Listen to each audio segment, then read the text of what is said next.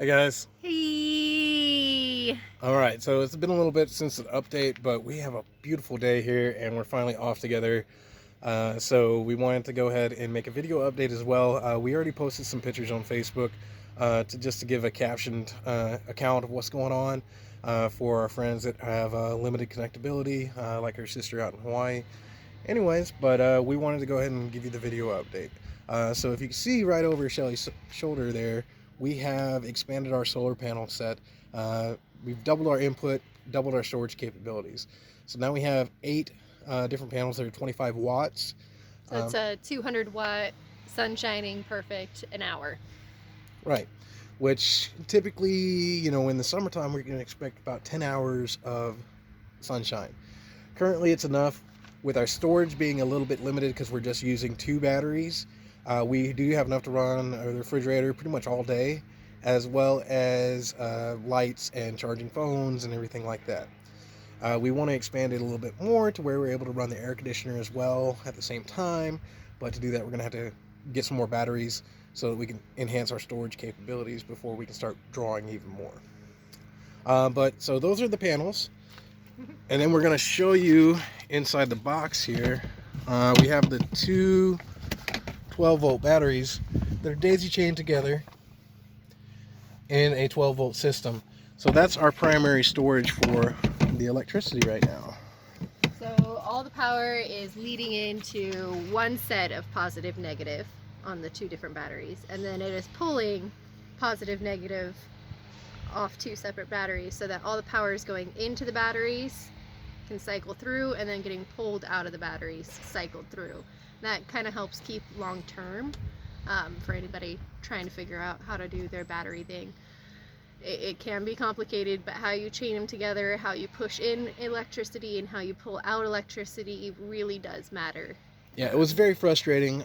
Special thanks to Shelly's dad. Oh, Papa Roger, I love you. For kind of guiding us through it because, yeah, we would have messed that up really bad. And so we appreciate it. Really. All right, so let's go over to the garden. So outside the garden here, there's Diogi in the background. He's getting to be huge. This is Shelly's little starter box so that she can get all the startings going before she plants them. And right now I'm just testing out. I do have like a strawberry starter, a couple twigs of rosemary, and some mint that weren't so happy inside. So I was like, okay, just throw them outside, see what they'll do. And then I've got these lines here that they'll designate sections for the tomato starters, the lavender starters. We also have sweet peppers and hot peppers that I've got started in an egg carton. We'll show you in a second. And once the seedlings get started enough, I'll transfer them out here to be protected. And then from there, we'll probably go into the big garden. So you can see multiple boxes that she started in here. There's 6 in total, and I've mapped them out. If you haven't looked up companion gardening, I'd say look it up. It really helps just keep the maintenance of the garden lower with bugs and aphids, and you don't have to use as much fertilizer, that kind of thing. So companion gardening. All right. Look it up. So Shelly had a great idea too. Talking about usually when you have a garden, you have all kinds of rabbits and everything else, deer, that are picking at your hard-earned food. So she decided to set up the box out here to be the sacrificial garden. This is for the animals. Wildlife, any of the extras, because I definitely overstarted seeds so that we could pick the best of the seedlings that started for the actual garden, and all the extras could come out here, unless some of the neighbors want them, because that's totally a first call. Now the thing is, with our soil being mostly clay, we have very limited topsoil that we can use to start the gardens. But because we were planning ahead when we first got here, we started compost piles. We've had multiple piles set up. They've all been decomposing for about 11 months now. So she was able to clear this one huge pile that we had. We're going to use that for a shed later for the gardening implements and everything else like that. So this is where she's been getting most of the topsoil to start the gardens. Raking away. Raking away. Some spots it was actually thick enough that I took a machete, cut the ground, and rolled it kind of like sod, and put it into buckets, and then I broke it up from there. So what'd you have, about a ½ inch or inch layer of topsoil? In the best spots there was about 2 inches. In the worst spots it was 1/8 of an inch. So very little soil. But still more than we would have had if we had just not been composting to begin with.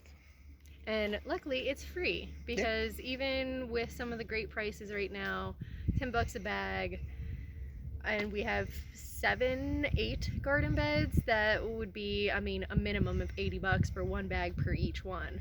And some of them would need more because they are bigger, and that's just not what I want to buy. I don't want to buy soil when I've got it. Right. And you know, my favorite price is free, so that definitely helps the cause. So how we've been filling them, as you could kind of tell in the sacrificial one, is we put sticks, logs, that kind of thing, and then from all the fall we had all these leaves.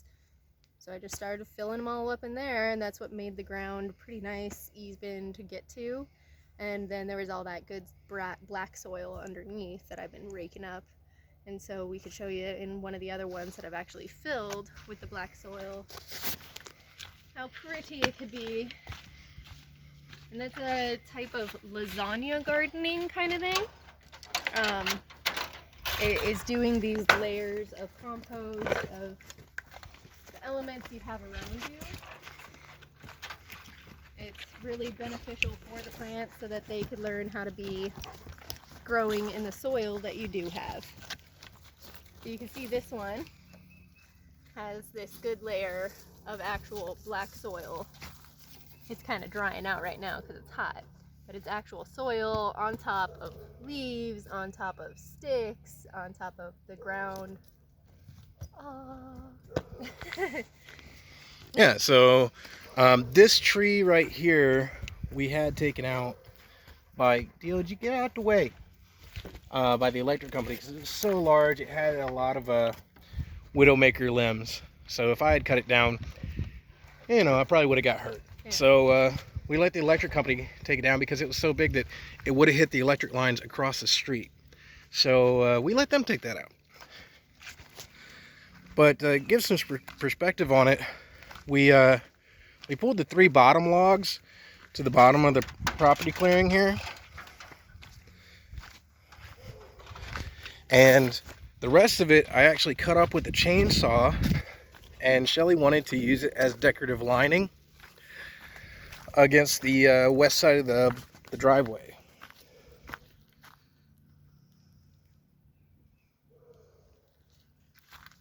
And just so you have a little bit of perspective, in the photos I did this too, this is my hand against one of them. So you can see just how big these are. They're definitely bigger and heavier than I am on most of them, because it's all oak. I believe it's either the white oak or the black oak. Yeah. On all of these trees, because that's the most amount of trees that we have here is either black or white oak, and a couple maple, very few pine. And then there was this tree that was hanging by the driveway that was dead and just needed to go, so I cut that down. This is some of the cord wood from me stacking it after I cut it, but there laying out in the middle is the rest of it that needs to go, and I just haven't done it because I've been lazy. No, it's been winter, and then last year when we got here, everything was already in bloom. So this is our first spring of being able to get all the pollen and figure out things before summer hits and before everything sprouts out. And see these blackberry bushes right behind me? This covered this entire clearing, but when we first got here. This has all been cleared by hand with machetes. Now I could do this and this, and for a while I could go ahead and spread out and, you know, swing around and not get snagged. But when we first showed up, if you ever look at our first video, It was everywhere, and there was no ability to walk through it without getting snagged every 2 inches. So now, beautiful clearings. And right here are the 3 base logs from that tall tree in the garden that was taken down. Let me pull these down with the truck, but just so you can see how big these are as well. These are huge. They're massive. And the only way they even were able to move them was with a truck, because you can't even roll it. Like, they're just heavy. So over here behind me, you see that stack right there. That's the initial stack of wood from trees that were bulldozed over to make this clearing to begin with. It's been here for about 4 years, and honestly it was twice as tall as it is now. And you see Shelly in the background. That's her standing next to it. It was twice as big. Just from decomposing and breaking down, that's what's happened in the past 4 years. It's shrunk down to that. But I want to use that.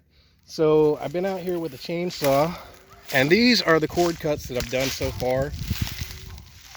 And that section right here in the middle is actually what I've cleared out, because it was all straight across, just like the rest of it.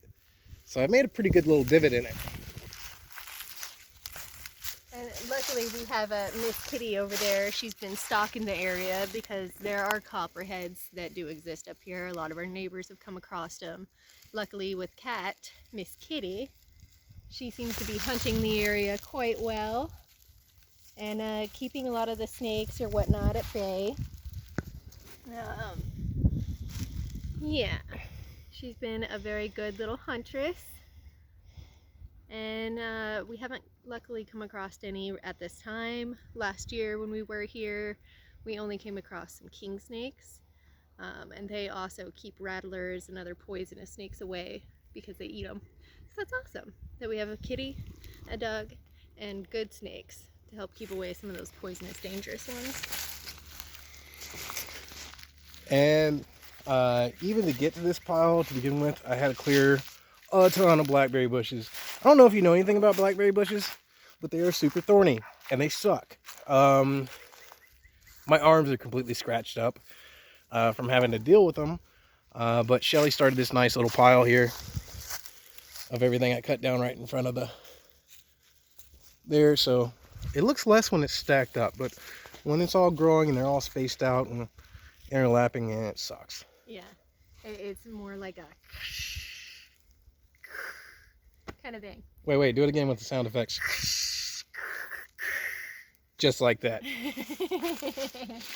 Anyways, but that's what we've been working on, is basically trying to get this all cleaned up, trying to get the garden going, increasing our power. We definitely want to be more comfortable than we were last summer. Yeah. Last summer when we first got here, before it got too hot, you know, it was fine. Hang out in the shade if it got too hot. But then it got miserable hot, like in July. Yeah, it was the humidity. And not just the heat. we couldn't do anything for most of the part of the day. So I was like, I definitely want to get enough power going to where we can run the AC and be comfortable, and definitely run the refrigerator so we can have longer food storage other than just self-sustainable foods. That's all I know. Yeah, just kind of day after day, getting more soil, cutting back more stuff, making piles, you know, like that we're probably going to not move anymore. Some of them still compost, but right now we're just trying to fill the garden with any compost stuff. Yeah, that's pretty much what we're doing. Oh, you did go down to the creek and cut down a whole bunch of trees. It's still kind of messy down there and hard to walk around. And I'm wearing flip-flops. I'm not going down there right now. But we definitely, well, he definitely went down there and cut just so much that it'll be a lot easier to get down to the creek and be able to see the creek. Well, eventually what we want to do is we want to dig it out with a backhoe and do a 3-tier system. And want to go, if we can, and it all depends on how deep the bedrock is. We'd like to go 4 foot deep and expand it out 8 foot wide. Right now it's just a trickling little stream. It's about, what, a foot wide in most areas. Yeah. And we want to use that as a stock pond and then stock it with fish. And then anytime we want meat, we have living fish right here. We can just pull them out. But also that's going to act as we're going to do them to where they can produce electricity for us as well. Now, once we finish the house, all the rainwater that catches off of there, we're going to channel it into storage tanks, and then we're going to use that piping going down to the creek, and then we're going to put a series of alternators and paddle wheels on those pipes to where they can produce hydroelectric as well, so that on days we don't have great sun, if it's a because we have weeks of just rain sometimes, day and night. So we want to still be able to produce electricity. And so if it's raining and bad weather, great, we can produce hydroelectric. If it's sunny and great weather, we can produce solar. So by having a redundant system, it maximizes our output. The only reason why we're not going to use wind is because we do have so many trees, and these trees block and kill down some of the wind. So really the only times we really get good amount of wind to try to do wind power is when it's a storm and it's too dangerous. And I mean, we're lucky to get a breeze most of the time. Most of the time it's pretty stagnant. Today there's a great breeze. It's a nice chill to the air. But yeah, normally, unless it's a storm, we don't get any wind. So, doing good, getting along. I think that was finally it then. I think that was finally it. Yeah, that was it. All right, guys. Well, thank you so much for following us. Thank you for loving us, caring about us, checking on us all the time. I know some of you guys were worried because we weren't making videos for a while, and that was just mainly because it was wintertime. We weren't doing anything except for trying to stay warm. Anyways, but we love you all. Thank you for watching, and have a wonderful time.